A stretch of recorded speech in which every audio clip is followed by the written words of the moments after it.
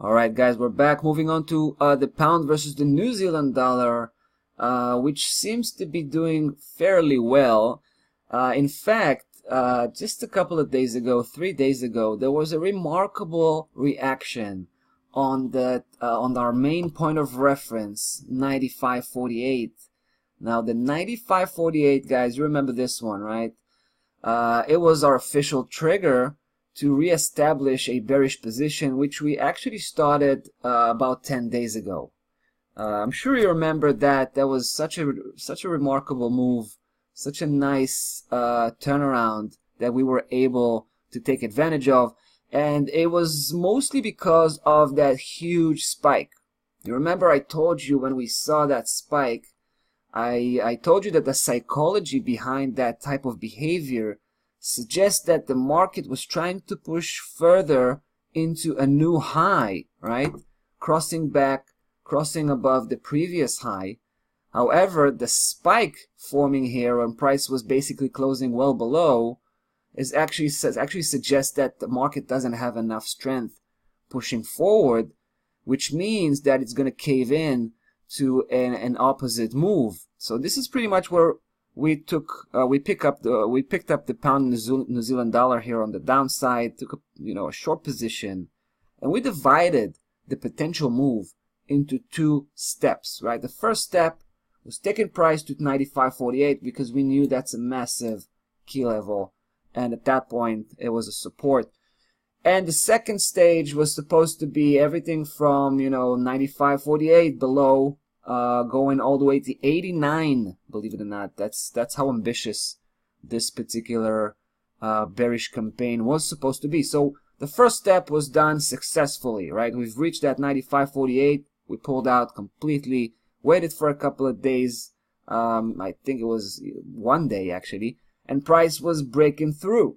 It was breaking through. I decided, you can see here, I pulled the trigger for the first time, and I wasn't shaken up by the opposite move that we've seen just a couple of days later. Just think about it. At some point, price was trading at its highest high at 96.77, well above our main point of reference here, 95.48.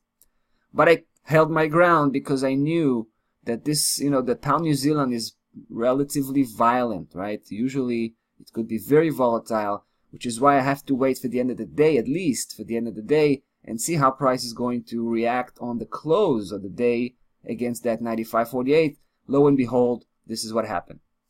Now, this is a good sign, right? Because it just gives us another confirmation that that 95.48 is a massive key level, a pivotal point, and it got broken, right? And price kind of came back to just to reconfirm that, right? When it was spiking here, but just unable to continue forward, closing the day above that point. And obviously the next day, the turnaround, right? So that's a very good sign. The turnaround, price begins to move away from that area, and this is a very good sign. So in light of these developments, I decided, guess what? I just decided to increase the position, and I just threw in one more trade. Hopefully I can build up a big size position going all the way to 89. There's a long way to go, right? About 400 pip to go. Actually 500 pip to go, so that's a massive move.